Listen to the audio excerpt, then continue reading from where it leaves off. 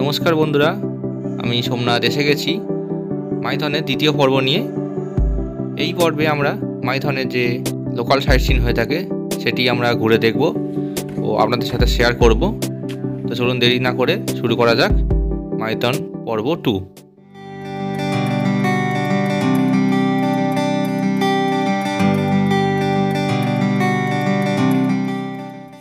Hello, good morning. এখন মাইথনে সকালবেলায় আমরা টিফিন করতে চলেছি জঙ্গিদার হোটেলে। তাড়াতাড়ি টিফিন পর্বটা সেরে নিয়ে আমাদের বেরিয়ে পড়তে হবে। আজকের অনেক লম্বা রুট আছে, অনেক কিছু দেখতে হবে আজকের। বিকেলে ট্রেন আছে, তার মধ্যে কমপ্লিট করার ব্যাপার আছে আবার। তো যাই হোক, তাড়াতাড়ি টিফিনটা ছেড়ে নেওয়া যাক।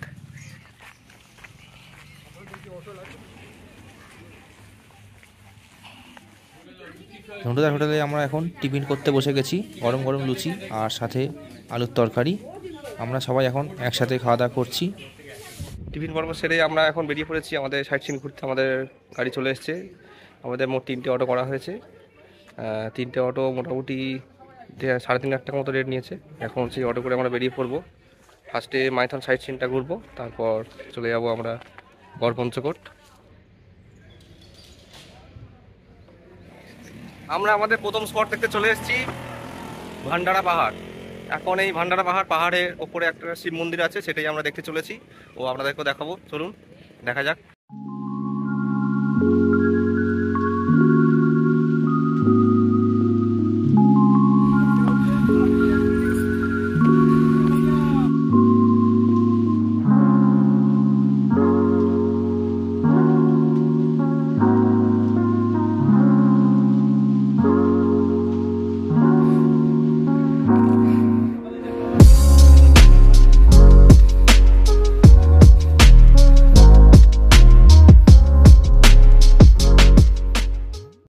আমরা এখন ভান্ডার পাড়ে চলে এসেছি। উঠতে ওই খুব বেশি নয়, মিনিট 5 সময় লাগবে। খুব চড়াই, এমন কিছু হাইট নয়, তবে সিঁড়িগুলো অনেকটাই চড়াই টাইপের, যার জন্য একটু কষ্ট হবে।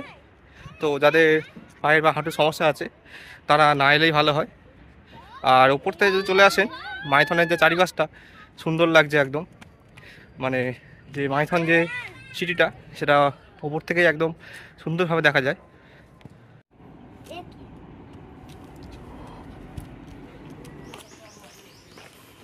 ভান্ডারা পাহাড় দেখা কমপ্লিট। এখন আমরা নেমে এসেছি যেখান থেকে আমাদের পাহাড়ে ওঠা স্টার্ট করেছিলাম। আমরা এখন পরের স্পট এসে গেছি, কল্যাণেশ্বরী মন্দির। এখন আমরা মন্দির দেখব।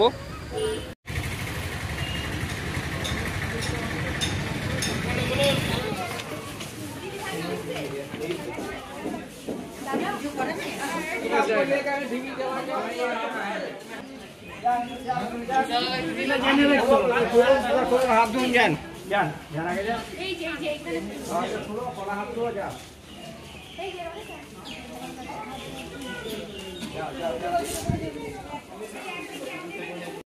কল্যাণেশ্বরী মন্দিরে আমরা এসে গেছি। এখন ভেতরের দিকটা দেখছি। তো চলুন দেখা যাক মন্দিরের ভেতরে কিরকম ভিড়ভাড়টা আছে। এখানে সুন্দর ব্যবস্থা করা আছে হাত ধুয়ে পা ধুয়ে যাওয়ার জন্য। এখানে সবাই হাত পা ধুয়ে ভেতরে প্রবেশ করতে হবে। কল্যাণেশ্বরী মন্দিরে আমরা এসেছিলাম ঠিকই, কিন্তু প্রচুর ভিড় থাকার জন্যে আমরা কোনো পুজো দেওয়ার সুযোগ পাইনি। কারণ আমাদের আরও অনেকগুলি স্পট আজকের দিনে ঘুরে নিতে হবে এবং আজকেই আমরা ফিরে যাব। তো আমরা মন্দির থেকে কিছুটা চারপাশটা ঘুরে নিলাম ও আপনাদেরকেও দেখাচ্ছি মন্দিরের চারপাশটা। মন্দিরটি খুবই সুন্দর। সকালের দিকে একটু ভিড় থাকে ঠিকই, তবে মন্দিরটি খুবই সুন্দর। আপনারা মাইথনে এলে এই মন্দিরে অবশ্যই আসবেন। মাইথন ড্যাম থেকে 5 কিলোমিটার দূরে আসানসোল মহকুমার কল্যাণেশ্বরীতে এই কল্যাণেশ্বরী মন্দিরটি অবস্থিত। এই মন্দিরটি ঝাড়খণ্ড সীমান্ত যে বরাকর নদীটি আছে সেই নদীর তীরেই একদম অবস্থান করছে।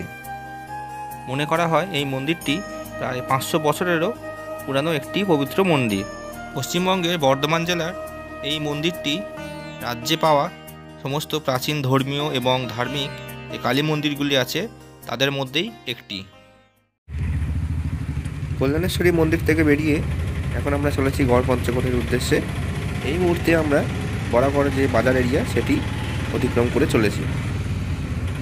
আমরা চলে এসেছি ডিশের গড়ে ছিন্ন মস্তা যে মন্দির আছে, সেই ছিন্ন মস্তা মন্দির দেখতে চলে এসেছি। আর এই মন্দিরের পাশেই দামোদর নদী বয়ে চলেছে।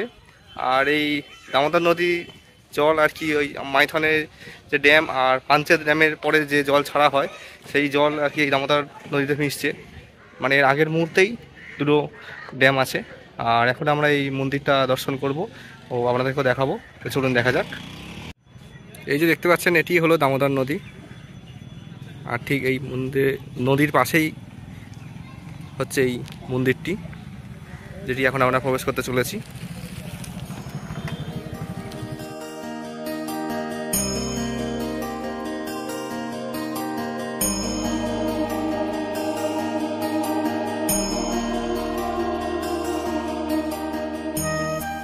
ডিশেরগড় জেলার এই ছিন্নমস্তা মন্দিরটি 1984 সালে প্রতিষ্ঠিত হয়েছিল। কার্তিক মাসের অমাবস্যায় শ্যামাকালী পুজোর সময় শ্মশানকালীর মতো পূজিত হন এই ছিন্নমস্তা কালীও। পশ্চিম বর্ধমানের ডিশেরগড়ে দামোদর নদীর তীরে অবস্থিত মায়ের এই মন্দির। মাঘ মাসে মন্দিরে বাৎসরিক পূজাও হয়ে থাকে। এই সময় এখানে প্রচুর মেলা বসে। এছাড়াও প্রত্যেক অমাবস্যায় বড় করেও মায়ের পূজা হয়ে থাকে। এই মন্দিরে কোনো পশু বলির প্রথা প্রচলন নেই।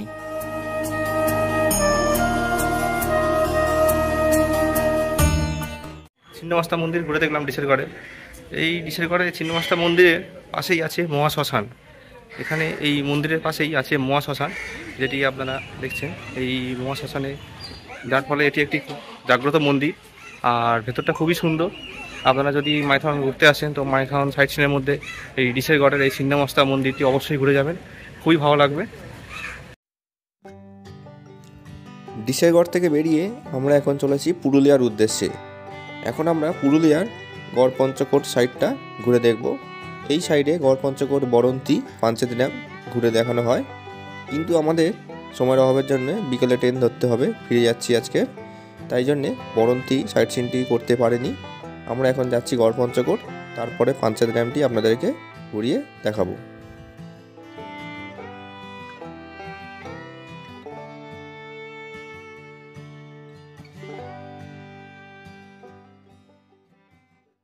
আমরা এই জাস্ট গড়পঞ্চকোট চলে এলাম, এখন দুপুর 1টা বাজে।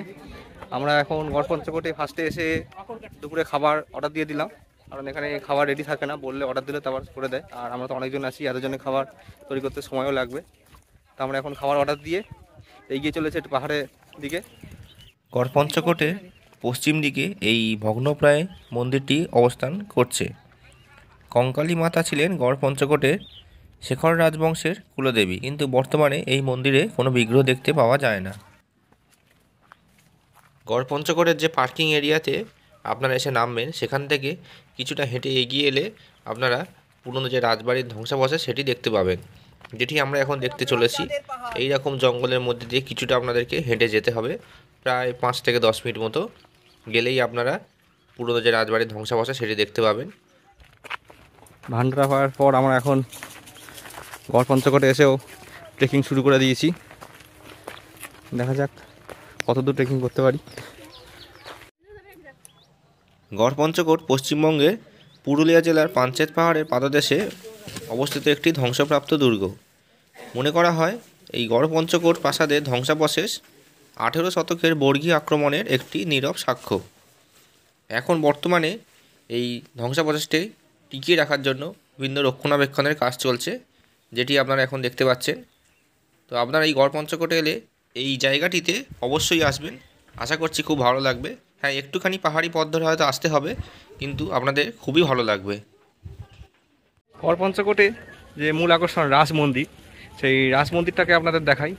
পুরনো টেরাকোটার মন্দির একটি। চলুন মন্দিরটা।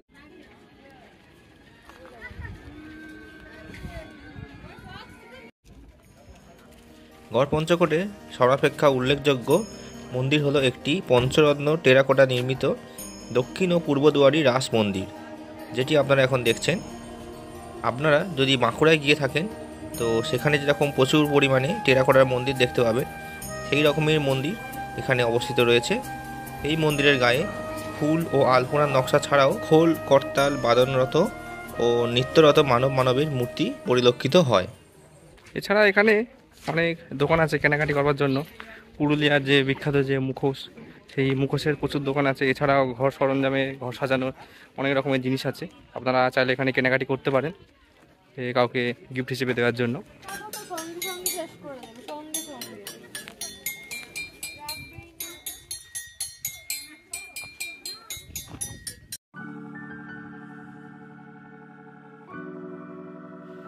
গড় পঞ্চকোট দেখা হয়ে গেছে এখন আমাদের।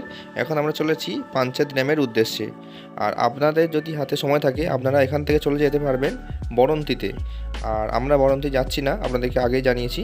এখন আমরা যাচ্ছি পাঞ্চেত ড্যাম।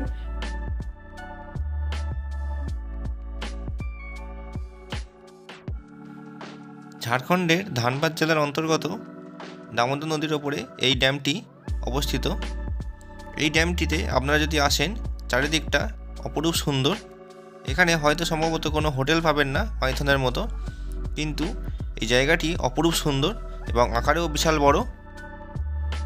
1959 সালে এই ড্যামটি সম্পূর্ণরূপে চালু হয়। এখন আমরা সেই ড্যামের একদম মধ্যভাগে চলে এসেছি। তো চলুন এখন ড্যামের চারিপাশটা আপনাদেরকে নেমে ঘুরিয়ে দেখানো যাক। এখন আমরা চলে এসেছি পাঞ্চেত ড্যাম। এই যে দেখতে পাচ্ছেন পাঞ্চেত ড্যাম। এখন দুপুর 3টে, এত রোদের তেজ যে এখানে মনে হচ্ছে বেশিক্ষণ থাকা যাবে না। তো যাই হোক, মাইথন ড্যাম যা দেখেছিলাম তার থেকে অতটা সুন্দর নয়, তবে আকারে বেশ বড়, খুব একটা ছোট নয়। ডিবিসি প্রত্যেকটি ড্যামই এরকম আকারে বেশ বড়। তবে যাই হোক, এটারও একটা আলাদা রকম সৌন্দর্য আছে। আমরা এখন এই পাঞ্চেত ড্যামটি ঘুরছি, এরপরে বেরিয়ে যাব আমরা কুমারডু স্টেশনের দিকে। আর সেখান থেকে আমাদের ট্রেন আজকের ব্ল্যাক ডায়মন্ড। তো আপনারা দেখুন পাঞ্চেত ড্যামটি।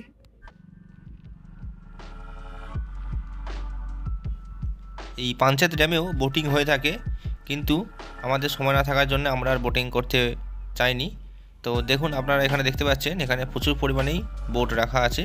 আপনারা চাইলে এখানে এসে বোটিংও করতে পারেন।